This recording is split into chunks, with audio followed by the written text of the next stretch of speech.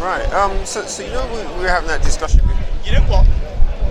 Months ago we spoke about the ascension of God, with Jesus into heaven, and you asked about whether it was bodily. Yeah. And did I have anything about that? And you reminded me of it, so I looked it up. The Fourth Lateran Council, 1215, states that Jesus bodily ascended into heaven. Okay? It's an ecumenical council of the Catholic Church. I just wanted to wrap that up, because you did ask me to give you something of the Church's teaching. I just said, oh, that's what happens, but I can't give you a specific teaching of the Church. I just wanted to encounter you again to say that. Right. So, but they're saying, when they're saying body, so they're saying essentially the one that he had when the apostles, the disciples saw him. Yes. That's exactly the same one that's like sitting on the right hand of the. Yes. Right. Okay. Now it's the spiritual body. Yeah, but It's spiritual body. Yeah, we'll agree with that. This was hanging from last year. Oh, was it? Oh, really? Glorified. Yeah, he's got a glorified body now. Which I believe that from day one. Yeah. Yeah, because after all, when he rose from the dead, yeah, exactly. he could now pass through walls. Yeah. So it's a glorified body. But the glorified body is in continuity. And we will have that same body. Well, not the same as Christ, but a glorified body as well. Similar characteristics. Yeah. Yes, so there's no difference. Yeah, I just wanted to clear up the understanding of that, what I was speaking to. Yeah, so all right, so what was, we had the discussion about the perpetual virginity of Mary, and one of the things you said was that in order for that virginity to stand, she must have had a miraculous birth. Yes. Yeah, where Jesus must have somehow come out without causing any kind of the ruptures that you normally have with like the placenta and any blood coming out, etc. I'd like to be clear though, when we say perpetual virginity, what we're saying is it's a mystery as to how that happened. We don't sort of say we know the mechanism. Yeah. Perpetual virginity is actually you could say though that's by never having intimate relations with a man. That constitutes perpetual virginity. You could say that Jesus could have been born naturally, and she's still a virgin, because the virginity being lost could be said to be about having relations with a man, and that never happens. I'm saying that we have a tradition as well that Jesus is born in a miraculous way, and so there's no kind of there's no birth in the standard way. Yeah. But I'm just saying you don't have to kind of like. We don't have to be fixed on that as a doctrine. Something has been recorded within the fathers of the church that the virgin birth of our Lord Jesus was like similar, by analogy, what he did in his resurrection. He left the tomb without tempering of the seal. So Jesus left the womb of Mary without tempering with the vagina. I wasn't aware of what the fathers had said on this. It's interesting. Like the fathers of the church say that was in an analogous way. Okay. Like leaving the tomb with his resurrection, he was leaving the womb in the nativity, the process of nativity, and the confirmation of that. Some sort of confirmation is in the Gospel of Luke, I think, where he describes the nativity scene by saying that after she gave birth, she herself put little baby Jesus on the spot there, and they show this in Jerusalem, in Bethlehem. Yes, in Bethlehem in the church. This belongs to Catholic Church, not the place of birth, but where she lay. Okay. So I think you're saying that because in Luke 2 and 7, it says she did it. She demonstrates and understand the position of her as such. Yeah, because it says in 7 that she brought forth her firstborn son and wrapped him in swaddling clothes. So I suppose what he's saying is because that's how she could have done it herself, rather than having them like a midwife do it, like how you normally. Yeah, no midwife necessary. Right. Okay. But no, because the reason why I brought this up in the same Luke, relating to what you said about the miraculous birth, because when we actually read here, it must be the case that the birth wasn't miraculous. Okay. Because if we read the same Luke 2, and we go down to Luke 2 and 21, and it says, "And when the 8 days were accomplished for the circumcising of the child, his name was called Jesus, which was so named of the angel before he was conceived in the womb. And when the days of a purification according to the law of Moses were accomplished, they brought him to Jerusalem to present him to the Lord. As it is written in the law of the Lord, every male that openeth the womb shall be called holy to the Lord." So the fact that she had to do days of purification, anything to do with purification is because the blood came out. So that means having to do that would indicate that it was blood was there in the delivery. I think it's trying to draw too much from the text. Yeah. It says every male that opens the womb shall be called holy. Well, he's there in the uterus, in the womb, for 9 months. He effectively opens it by growing in it. And so she's following a procedure which she'd have to follow. Jesus was baptized by John the Baptist, but he had no sin. Yeah. She's going to follow in the law of Moses, though she has no need to. And it's just because they're faithful Israelites. So Jesus is a faithful Israelite following the law of Moses, not just the baptism of John. But he need not have done that. There's nothing sinful in him. Well, but when you look at 22 though, it says, "And when the days of her purification." Yeah. So he's saying her purification, but so purification is from something. Yes, but it's only the ritual of purification. It's not that she was in. Any woman who has a child in ancient Israel is going to be impure from that act. But she was having a child in a unique way, and so what she's doing is like her son was unique in his own way, but still followed the law. She's unique in her way, but still follows the law. But she wouldn't be, because if no blood came out, then that means the purification would be unnecessary. So why would Jesus be baptized by John when he wasn't sinning? Oh, because of what he said to John, that to fulfill righteousness. Yes, but the point of baptism was it was a sort of precursor of the baptism that we would get as Christians. But it was still a baptism to recognise sin. Jesus undergoes that baptism, which everybody else who underwent it was because they were sinners. So yes, he's saying do it anyway to fulfill all righteousness, but it isn't a baptism to fulfill righteousness. It is a baptism for sin.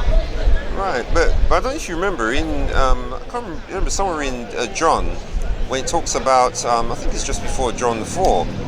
It might be John 3, where they came and talked to John the Baptist, and they were talking to him about I think it was purification they called it. So, but purification that would be in relation to the priesthood. You'll have to take me to the verse. All right, let me see what I'm getting.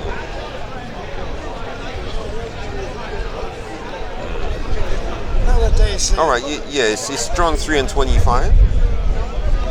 Yep. So it says, "Then there arose a question between some of John's disciples and the Jews about purifying. And they came unto John and said unto him, Rabbi, he that was with thee beyond Jordan, to whom thou bearest witness, behold, the same baptizeth all men. Come to him. John answered and said, A man can receive nothing except it be given him from heaven." So notice the questions about purifying, and then they're asking the question about baptism. So it seems as if because the way I see it anyway is that one of the reasons for baptism is because of the fact that the priest had to go into that big bowl with the cow horns, I think it was, in Leviticus, or is it? I think it's in Leviticus. They had to make that big bowl in front of the temple. I can't recall. But anyway. Yeah, and the priests are supposed to go. They have to dip in it, and that's a part of their purification process. you still have other issues that Jesus is circumcised. Yeah. Now, what on earth is Jesus being circumcised for? He's the Son of God. Oh no, but that's because of the covenant. So the covenant says that they have to be circumcised. Yeah, to fulfill the law. So he doesn't need to be circumcised, though, does he? The Jews do need to be circumcised, little babies, but he doesn't need to be, and yet it's done to him. Like things are done to Mary which don't need to be done. Yeah, but the circumcision is a set process you do. But it's the fact that As is purification. yeah, but you just think that if she didn't need to be purified, with the way that Luke seems to be so good at finding stuff out. Yeah. If you'd have found out that no blood had come out, you'd have put in. Remember what he said about Joseph being Jesus' father, and you put it in brackets. So you expect him to be like how good he is to put in brackets, even though she didn't need purifying. Well, listen, we can say what you're saying here is quite ingenious. It's just that I think that there's sufficient parallel between how Jesus was subject to the law, yet there was absolutely no need for him to be subject to any bit of the law. Mary was subject to the law, and there was no need in these respects for her to be subject to the law. So they both followed a parallel obedience to the law, in my view. Your reference to Luke, interesting point, but I just don't feel that there's enough information in here to get your ball across the line. Right, but when you're saying about Jesus is not subject to the law, where do you get that from? Because he's the inventor of the law. Yeah, but he came as a human. So I know, but he's in his human nature. Yeah. Right, he's here, that's true. But the person Jesus in our religion is the Son, is God the Son. Yeah. God is not subject to his law. He might want to give the appearance of being so for the sake of those around him, but he actually isn't subject to the law. The points about baptism, no need, he's not a sinner. Circumcision, no need because he's the Son of God. But he goes through it because he's taken to himself a human nature. Yeah. But that's an appearance of him being a normal, ordinary human being. Yeah, but the thing about it is that if he was in some way not human, that's the only way that he would not require circumcision. But if he's fully human, Yeah. which you know he was because he died and the blood came out. He's fully God. He's fully human, yeah, but he's fully God. This is the problem. He being fully God, and his personhood being God, then strictly speaking, there's absolutely no need for him to go through any of the rituals. Oh yeah, so his person and the God part of him, as you say, wouldn't, but the human part would, because he's fully human. So because he's being fully human, he would have to go through anything that Moses said had to be done to a full human. He would have to do it. If he was a divine person and a human person, but the person is divine, the divine person possesses a human nature. Yeah. This means that the divine person, because the law applies to persons, and so if this person is divine, Yeah. though he possesses a human nature, he's not subject to the law in actual fact, because he doesn't need to build a relationship with God the Father. He already has it from time immemorial, I could say, as God. So there's no need to be circumcised. He is not, even in his human nature, he's sinless. So there's no need to be baptized. Right. So. And in fact, that the circumcision relates to sin as well as bringing you into the family of God. Well, not really. It's you come out, and after 8 days you get circumcised. So that's just a standard thing that every Israelite human happens to them. So since his body was the same Israelite human body, that's what he said he wanted to be, then he'd have to follow the same thing that the other people with human bodies as well had to follow. Yes. Okay, I think you and I have thrashed this one, and as I say, I don't think there's sufficient in the text to say that Mary would have had Jesus in the normal way that another woman would. You've pointed out texts, which I understand, you've pointed out, but I just don't think they get, as I said, don't get the ball over the net. Right. So okay, so and there's it's very ancient in tradition that she did not have the child in the normal way. So the question then is, are those traditions an invention? Are we actually today looking at this with clearer eyes than Christians did centuries ago? One could argue either way without knowing for certain. But Jesus established the church, which is the authoritative voice that he's left with us. And the church is saying, he was not born in the normal way. She remained a perpetual virgin. Right. However one understands that, the perpetual virginity is a dogma of the church. Right. So, because talking about it, because there's another question I wanted to ask from before this one, is talking about how you're saying about the dogmas being like final for any Catholic. Yes. So, those dogmas, is it the Pope who enforces them? Or, who's like the top final authority on them? I suppose you could say he is the enforcer, right? Absolutely. That would be true.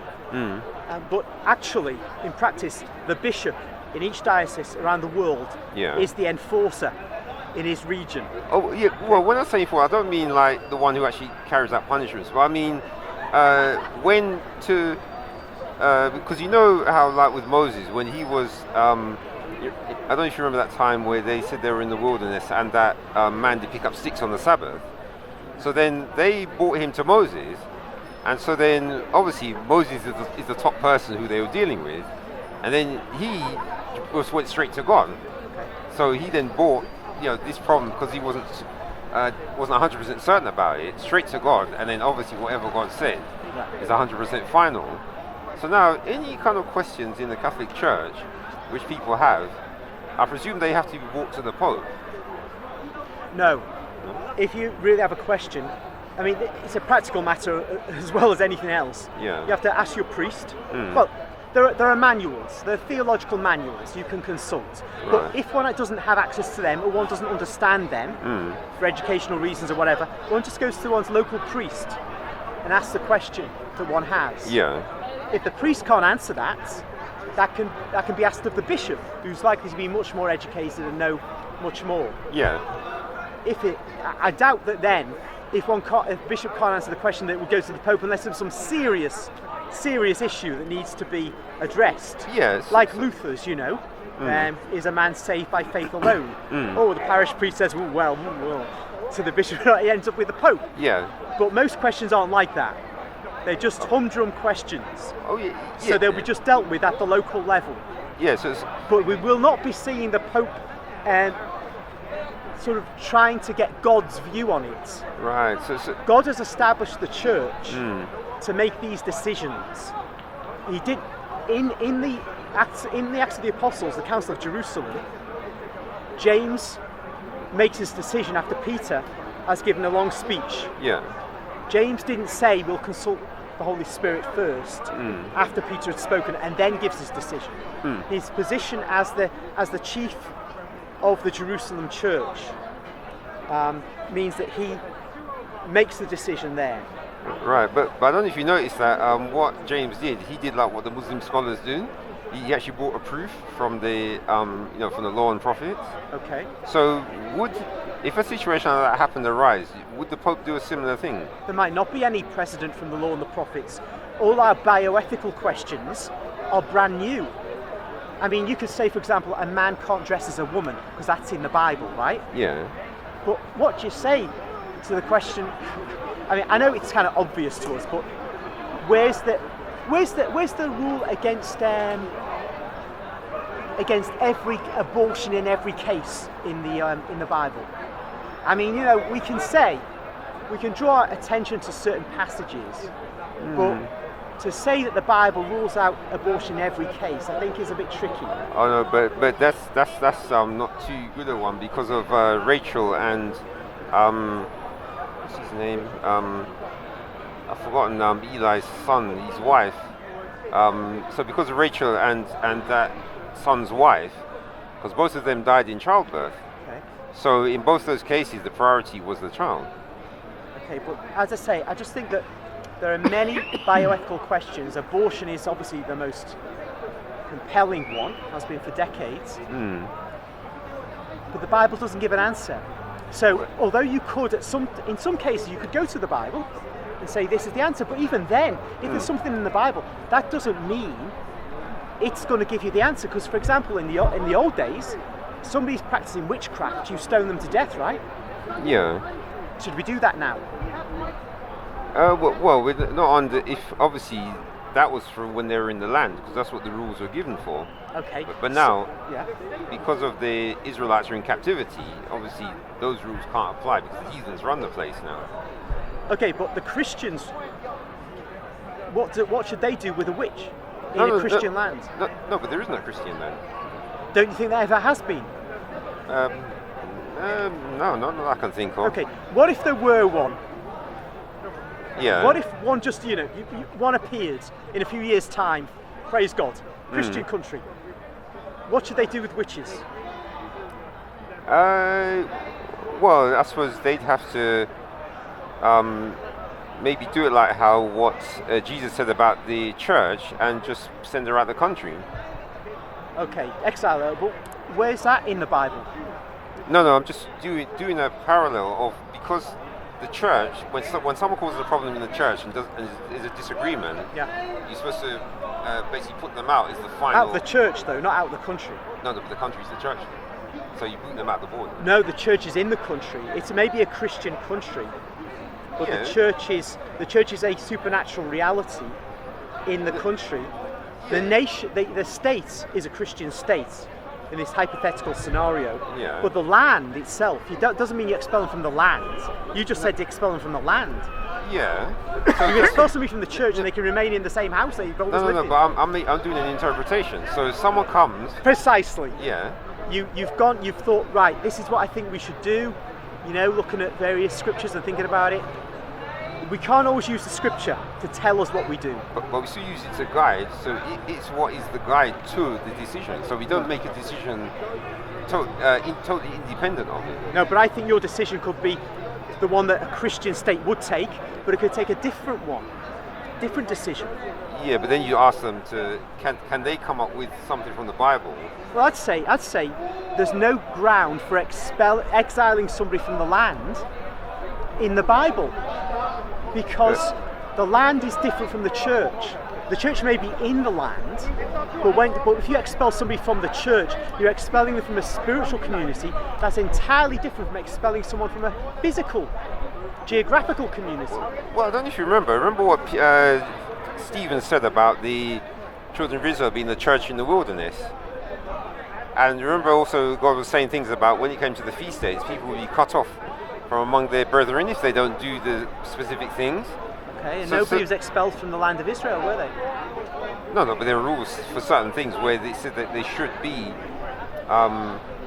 Lepers weren't sent out; they were sent to places within the land. No, lepers aren't sinners though. We're talking about people who break the actual rules that are in the law. Okay, they're sinful. Yeah. So in that case, because it's God who's ruling, his ruling is that they should be out of the land.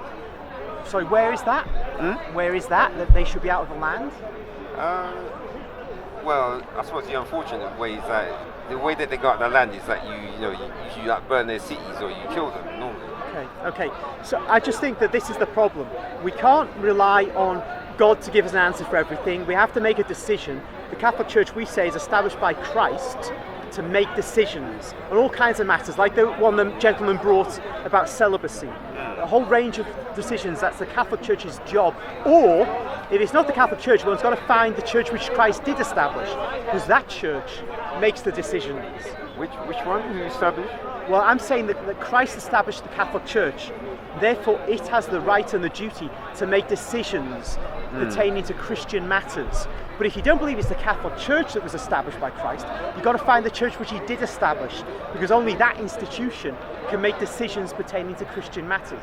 Right, at which time was the Eastern Orthodoxy established? What year was it? Well, Eastern Orthodoxy is a collection of different national churches. Yeah. Then there's Oriental Orthodoxy, which includes other churches like the Copts. Yeah. So they will say the churches today they regard the Greek Orthodox Church as the prime church. Russian Orthodoxy claims a major authority, and there's tension between Greece. They're too far away anyway, so the Greeks are nearer. So Nonetheless, Yeah. if we take the Greeks, you see, when they split from us in 1054, when we excommunicated them, so it's a recent thing. they sought to excommunicate us, but we don't believe they can have authority to excommunicate us. How can a local bishop excommunicate the chief shepherd? It's absurd. But the Pope excommunicated them. That's the event that matters. 1054. That was part of the Catholic Church. Regions of the Catholic Church pushed out of the church. Right.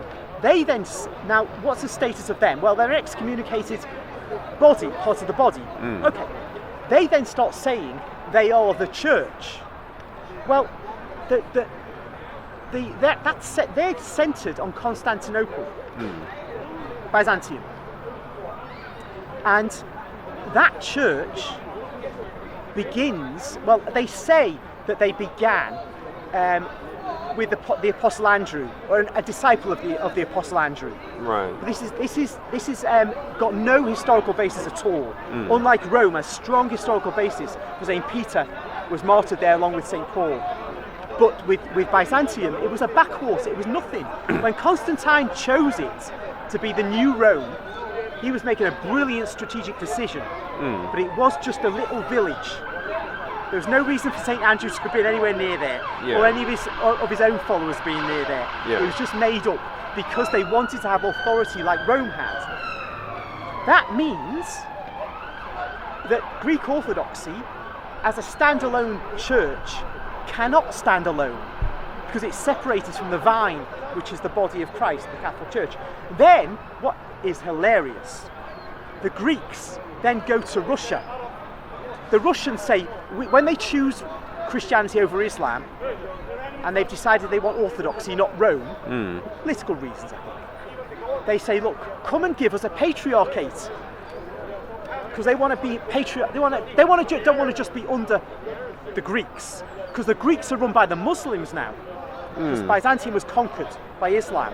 Oh yeah. In 1453.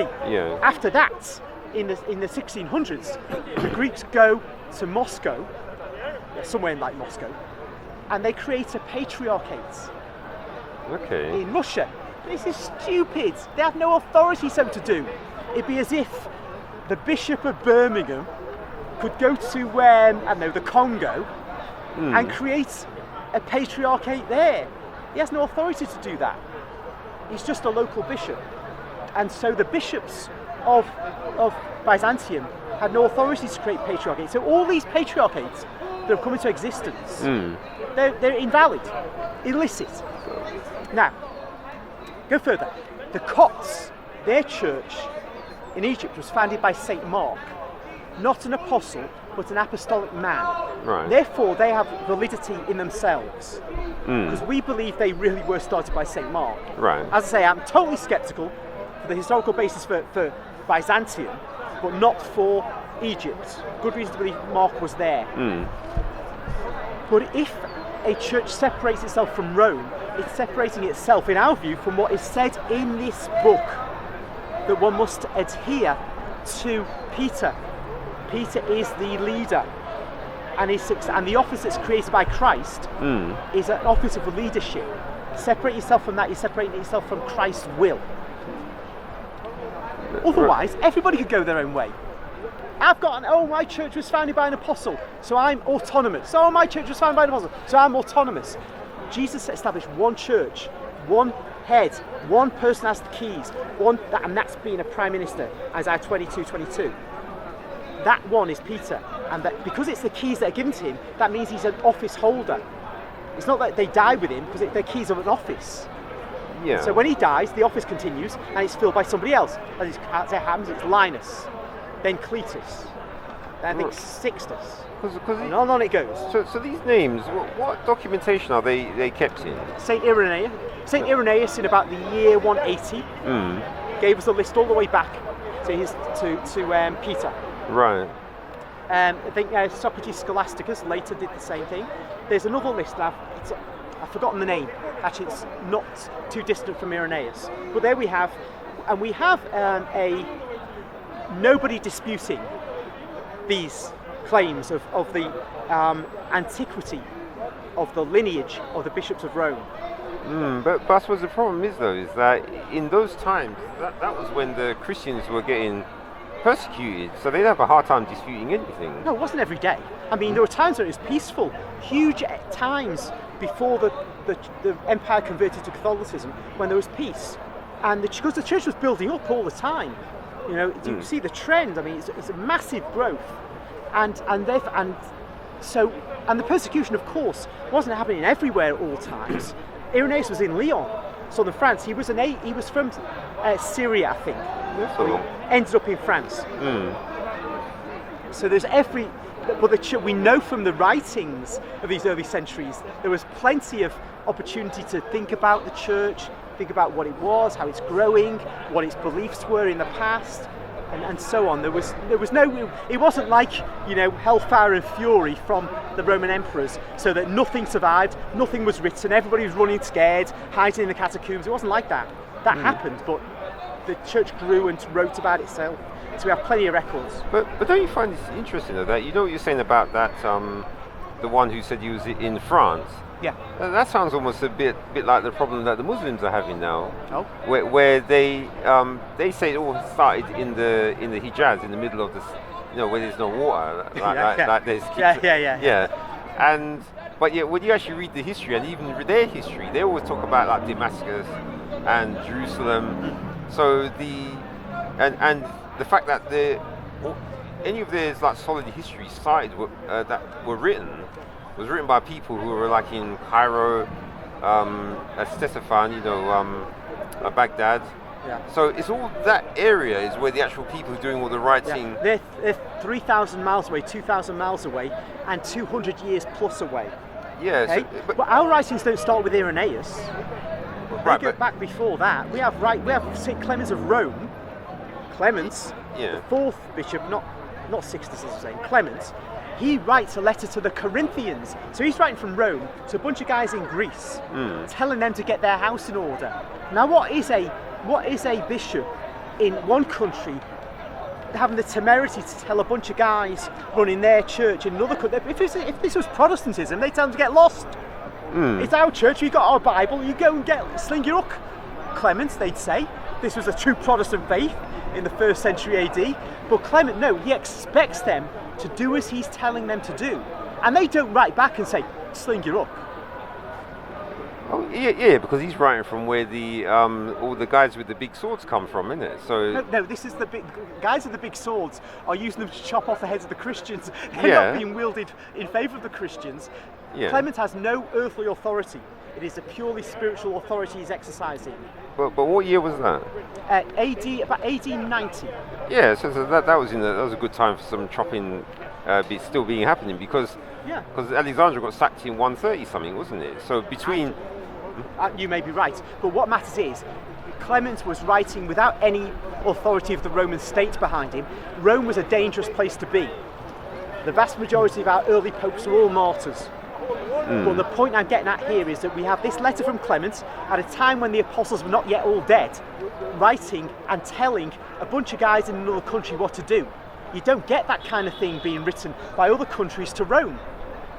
They accept Rome as authority. It's constant that Rome has authority over Christians far and wide. Now, there is times when other Christians balk at the claimed authority of Rome. This is true because we're human. You know, people are human. You tell us what to do, but Rome always had this sense that it had authority, like Pope Saint Victor the First, when he was going to excommunicate the entire Eastern Christianity because they wouldn't have our date for Easter. I think they wanted to celebrate it on the Jewish Passover. Right. But you know, there you go. This claim of authority is there. It's not as if the early popes equivocate. They just are sure they've derived authority from Peter, who got it from Christ because he was given the keys. But that still sounds like sounds a bit like the caliphate to me, because if because the letters are coming from the same place that all the swords came from, then you can understand why the people would be submitting to those letters. I'm a little bit unsure how your parallel works there.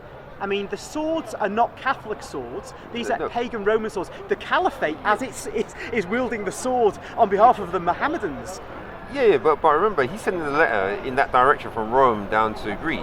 Yeah. And then the same direction the swords are coming from Rome down to Greece, isn't it? No. In fact, there was peace in the Roman Empire. Greece was at peace with Italy. Romana. You know, there was no problem there. But this instruction by Clement to the Corinthian Christians is purely on the spiritual level. Nothing to do with the empire, except that the empire makes it easier to communicate. By the way, there was an issue at that time, and Christians had to resolve it. And St. John Evangelist was still alive, but with the issue they went to Clement as the Pope, even as the Apostle was still alive. So they didn't go for the resolution of that issue to St. John, but to Clement as Pope. And Clement was not the Apostle. St. John was the Apostle, but it was more important. Closer to Corinthians than Rome is to the Corinthians. These are very important points, because if we have the Apostle John alive, what on earth is a bishop who's not an apostle in Rome writing to tell people near St. John's neck of the woods what to do, unless that bishop in Rome feels he's got the authority from Christ himself as the bearer of the keys? Well, or it could be that because that bishop knows that his guys are the ones that lock John up, so now they can change things around because he's silenced now on that big island out wherever it is. Well, if one might think that John's out of the picture, he can't do anything, and I understand that, but it's unlikely to be known. But nonetheless, what really comes from all this is that we have people in Rome again and again who feel they've got an authority which no other Christian claims. As we talked about the Eastern Orthodox, they never, despite them claiming all kinds of what I think are dodgy things, we don't have them claiming the authority the Pope claims. Yeah. No bishop anywhere on earth claims the authority the Pope claims. Now, either the popes are a bunch of lunatics, like Luther may be right, Calvin may be right. They're just like, what's it, that Dave Hunt book, A Woman Rides the Beast, and the beast is the Catholic Church and all this kind. Maybe it's all true, but we are either a bunch of nutcases, or we have something that goes right back to the 1st century AD and Christ himself. And that certainty, that unwavering certainty, is from the devil or it's from God. I believe Protestants are right when they say, they're right to point to us and say, you people are from the devil. Because from their point of view, they've got to say that. You can't equivocate about this. We are either from God or from the devil in our organisation. Yeah, that's what he would be. If one disagrees with our religion, one should see it that way. There's no point being fluffy and ecumenical. Yeah, but here's the thing, though. We were talking. You mentioned about John being alive. Yes. So then, Supposed to be. So then, how could that one? You said it was Clement was the one who sent the letter from Rome. From Rome to the Corinthians. So then, if John was alive, then that means Clement should have broken him out of the island, and John should have been there with him in Rome, isn't it? Who do you think As the head of the Clement church. was? He might have been some sickly, bespectacled guy like me. You can't break anybody out of anywhere. Well, remember what you said. That letter was pretty serious. Yeah, but you see, if John was in prison at the behest of the Roman Empire, Clement was, I think, martyred in our tradition. Most of these guys were martyred. He ain't breaking anybody out of anywhere. Never mind an island long way away. Right. Okay. So he could still write that strong letter, like you said, but then he was also martyred as well. Well, yeah. These guys lived a short life. It was the condition of Christianity at the time. And even when the church was massively established and strong, Emperor Justinian from Byzantium sent, I think, Belisarius, his general, maybe it wasn't him, but somebody like him, to arrest the Pope. The Pope Vigilius was arrested, taken, what year was in prison. This was about the year, Justinian was emperor in the 500s, around 530, 540. Right. And so the Vigilius would have been arrested around that time and taken off, and he suffered so much he didn't live very long after he was released. Yeah. So you see, the emperors were not always our friends, and Roman authority is quite different from papal authority. Papal authority as such is there for a few centuries in the Middle Ages, really. Not the very early Middle Ages, because it's too chaotic, but in the higher Middle Ages.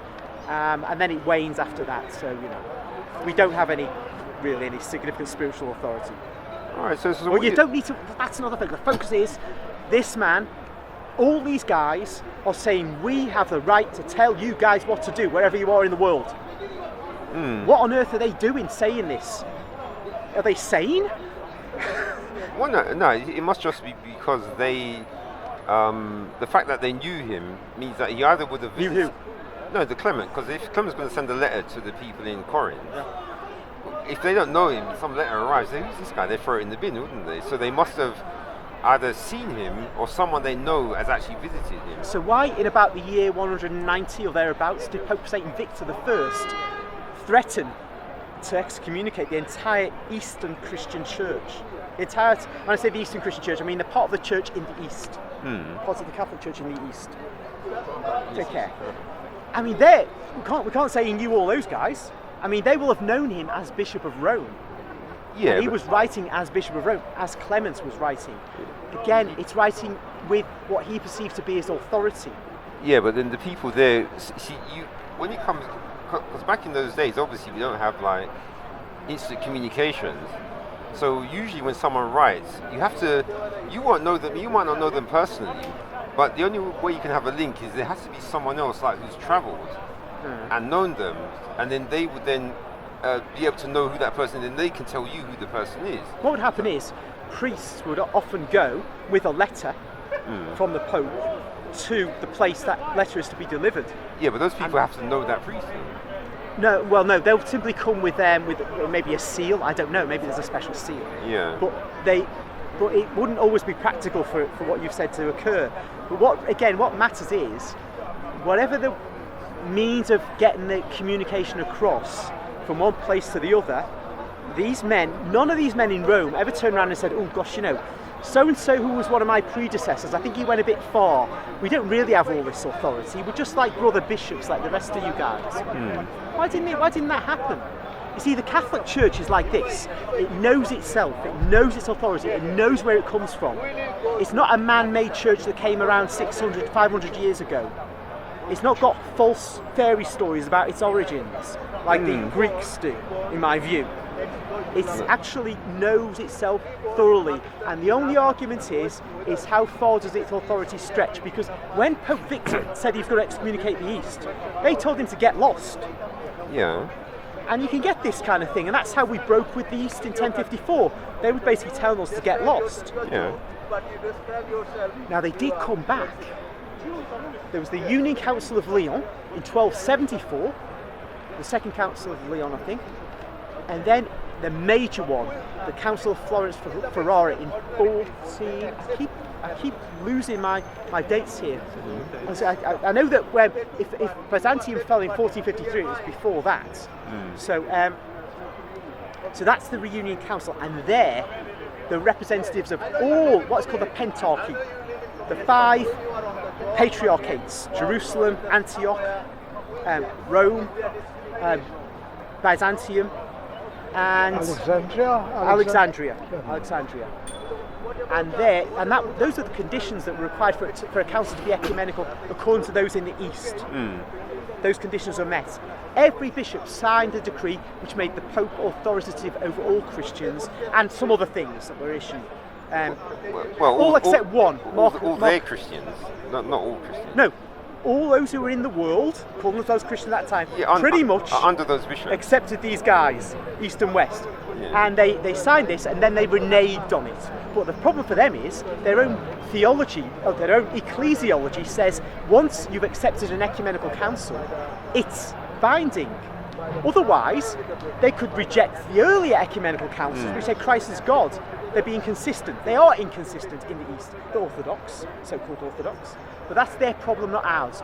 We in the Catholic Church know what we are, know where we're from, know who founded us. We're not made up by any man. Anybody who's come in and said to me, hey, you were made up by Constantine, it doesn't take long to send them running. Or any other emperor, or any other twit. Because they can't say that we didn't exist before that time. The only time they can say we didn't exist was before Christ was born. Yeah, so we've always been discussing. So I suppose the one thing that we can get from this is that, you know what I said about with Moses being able to go to God? Yeah. But because obviously it seems as if the Pope doesn't have any way of that, not that any of us know of doing that.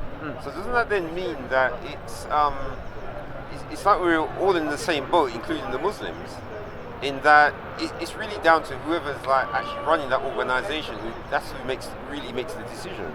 Okay, we're not in the position of the Muslims because this is a patently false religion. It's not just that it's just not just that I don't have its values or I think it's appalling in its values. It's simply that you can show. He was talking about this. Mecca is a fantasy. Oh yeah, but right? that's not what I meant. What I meant is not in terms of the proving what the history or what they believe. Okay. It's when something comes up, like what happened with Moses. Yeah. None of the beliefs have the option that Moses had to actually go to God. Okay. And get the actual answer. Okay. Now, no man in this age has the capacity to go to God and get an answer to a question. And if anybody says they do, and this comes up amongst Protestant so-called prophets, they believe. I believe there are prophets, but I don't believe it in the way the Protestant folks believe it, because some people set themselves up as prophets, and they prophesy. They're prophesying that Trump was going to be president again. Now, I do believe dodgy things went on in the election, but he isn't sitting in the White House. So they never prophesied about that. No, he was going to win on a 50-50 coin toss. They got it wrong. There's a guy called Sid Roth. You know Sid Roth? Yeah, he has programs on the telly. Yeah. Apparently he's deleted loads of the videos where he had interviews with people who were the prophets who were saying Trump's going to be president again. Anyhow, so many people who will call themselves prophets, of course, it's a recipe for dodgy types. Nobody, you see, can be sure that God will speak to him. Jesus decided to set up an institution with leaders. They wouldn't be. St. Paul wasn't going to God for a prophecy. He had the Holy Spirit inspiring him, and the apostles did. But when they died, the church moved through another phase. The Spirit could inspire men, did inspire men at times, but doctrine was to be. The Spirit was to work through the church in its councils and in its bishops, especially the Pope. All right. So do you still believe the you know what Peter said on the day of Pentecost? You know, in his sermon about the prophecy from Joel, where he said the sons and the daughters will prophesy. Yeah. So do you believe that as Catholics? Do you believe that's still going on? Yeah. Like I said, I believe there are prophets, but not in the way the Protestants go on about them. Well, I don't mean prophets. I mean what Peter said. That's what I'm... Yeah, there are prophets, because I believe there are prophets. I think that's quite proper. But who they are and whether they're genuine or not, any particular one who says he's a prophet, really you have to listen to what he says, then wait and see whether what he says comes about. Yeah, well, actually, I was going to say... You can't know, though, whether he is. No, the easiest way to know if there ever was a true prophet, a real one, is go back on YouTube and see if someone said in... what year was it? 2019, that there would be a virus coming, that pandemic around the world, and Russia would invade Ukraine. Yeah, none of them said it. So anyone who said that from 2019, then that's the true prophet. Yeah. Alex Jones said in about August last year, he said they'd invade in February 2022. So Jones was spot on, but he perhaps had some information. Who knows? I mean, but they'd already invaded Crimea and no one said anything. Yeah. So it's, if you really knew if you really looked at what's happening there, anyone would have said, of course, they want to take over the rest of Ukraine. It's only a matter of time. It's not exactly sort of psychic, is it?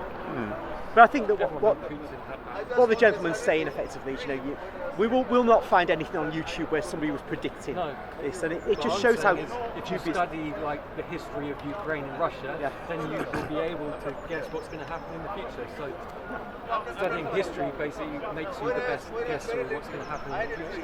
That's what Thomas Hobbes says. Yeah, but the classic one still is the pandemic, because a whole heap of the those prophets, like like you were saying.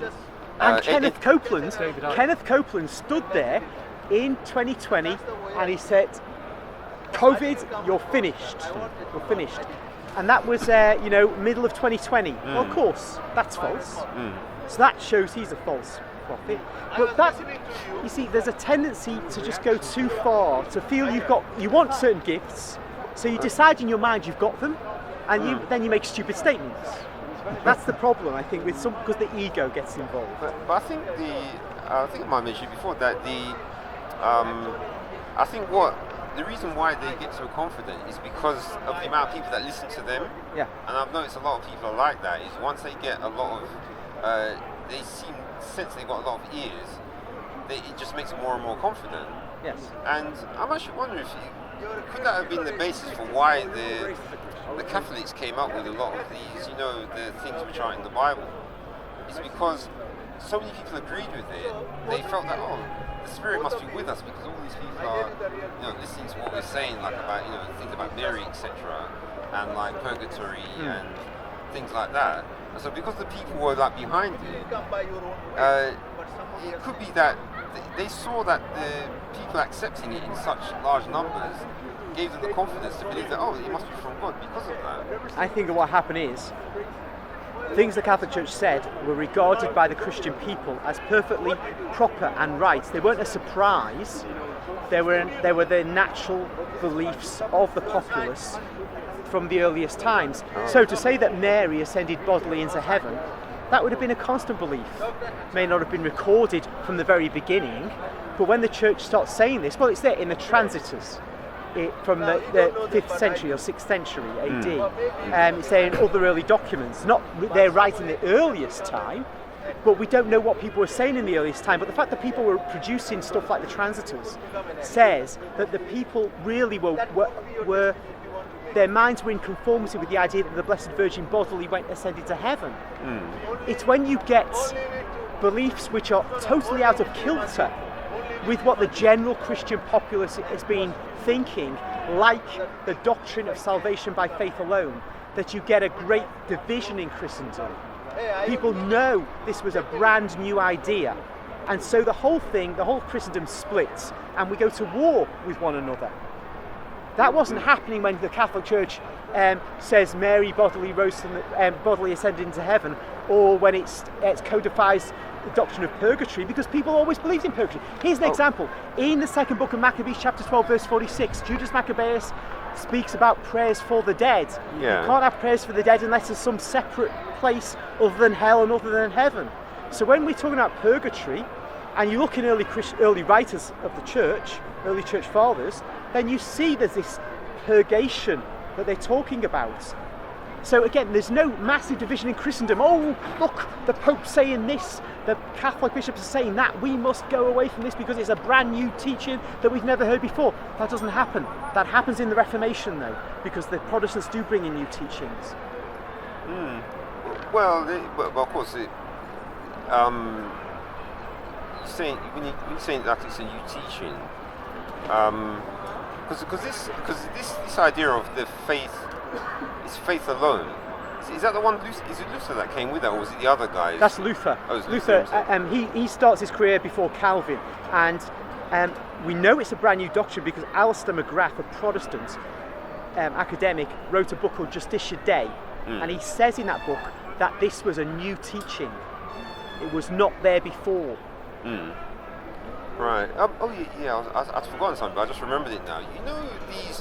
You're saying about how they came with these doctrines, like about the ascension of Mary, and the people they didn't seem to have any like opposition to it.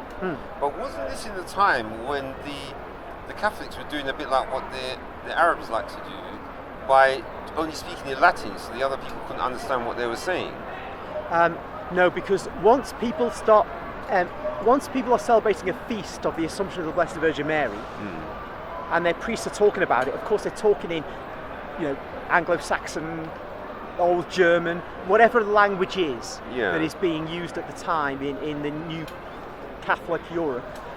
And they're going to say, if it's brand new, they're going to say, what? This is not true, this is false. Like a Protestant today would say, It's a brand new idea. You can't say that because it's not been in accordance with their tradition. Whereas the early Christians had no problem with any of this. Yeah, but I'm wondering if it's maybe the reason they didn't have the problem is because it was in Latin, and so they didn't. Yes, actually originally the academics will write in Latin, but when they say, but if the day that an ordinary Christian who's just not literate, who's just working his field, milking his cow, doing whatever he does in the little town he works in, as soon as he hears this idea in his own language, he's going to say, this is false. I never heard this before. This goes against Christianity. But they never did. And this was not kept in Latin all the way up to 1950 where Pope Pius XII announced it. This was believed from way back, so the ordinary European would have picked up on this. Yeah, but remember in fact, they did because the feast was celebrated all over increasingly.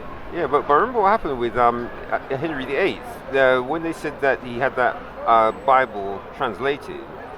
That when they started to read it in English in the churches, then that's when the people, the way they say it is that the people suddenly woke up. Well, I'll tell you what happened. No, it wouldn't be. It couldn't be. Here's why. When the Bible was translated, this was done after Henry had rebelled against Rome. And so although we didn't have the Protestant religion because Henry believed he died a Catholic and wanted to die a Catholic.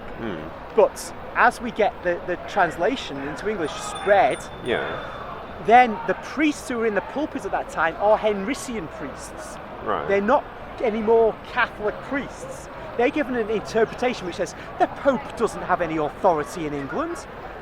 The Pope doesn't have authority to say we can't get divorced and remarried.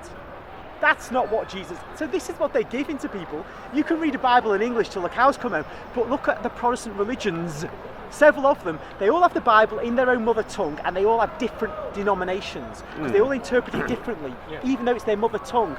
And so a person who's reading it to you can give you a spin on it whatever he likes. So why is the Roman interpretation any better than... Yeah, because it is not unless the Catholic Church was established by Christ. If it was not established by Christ, it's just another interpretation. Yeah, but it was 100 years after he was dead. We would say, if you go back, we talk about Clement of Rome, AD 90, so that's 60 years, less than 60 years after Christ died. We say that this church, we get Ignatius of Antioch in about 107 AD, who says, where Christ is, there's the Catholic Church. Yeah. So that the institution as a named institution already exists. Yeah. And it's familiar to his readers, so it must have existed before he wrote. So we can see, at least by the mid to late 2nd century, the Catholic Church exists. So does it come into existence after Jesus has died a few decades later? We can't say no, it didn't, because we don't have the documents from that. We only have the New Testament documents then.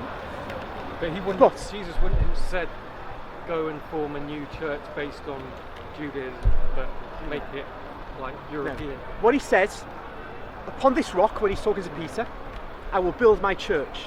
And then St. Paul, in 1 Timothy 3:15, speaks of the church, which is the pillar and foundation of truth. So the church exists.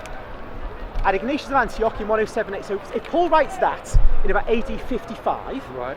Ignatius of Antioch in AD 107, speaks of the Catholic Church. We've got, say, a 50-year gap between those two statements.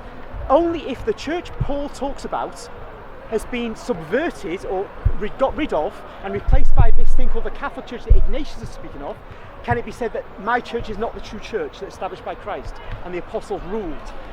As there's no evidence, no documentary evidence, no dispute about the Catholic Church being the true church, then we can take the Ignatius letter, which refers to the Catholic Church, as referring to the same church which Paul refers to as the church, and as Christ refers to as the church that he will build. Thus, there's every reason to believe that this church, called the Catholic Church, was founded by Christ. Okay. Oh, all right. Yeah, all right. See you again. Yeah. All right. Okay. Now. Oh, very good. I don't know if you saw my replies on some of your. Yeah. Well, I saw one. You said, "Have I looked at my interlinear?" Yeah. Yes, and I think I said, if I didn't say, was it Matthew 7:14? It was about 7:19. It was about the food laws. Mark. Yeah. Yeah. Mark. And I was saying you were right. I think maybe the last time we spoke, you were right. I'd misread in my interlinear. Right. and you were correct. So I think that was resolved. Right. If not, I'll look at it again because I always, Yeah, you know, first. it may be another year before I finally get the thing like this one before. Yeah. But we will get there. Yeah. All right. All right. Here we go.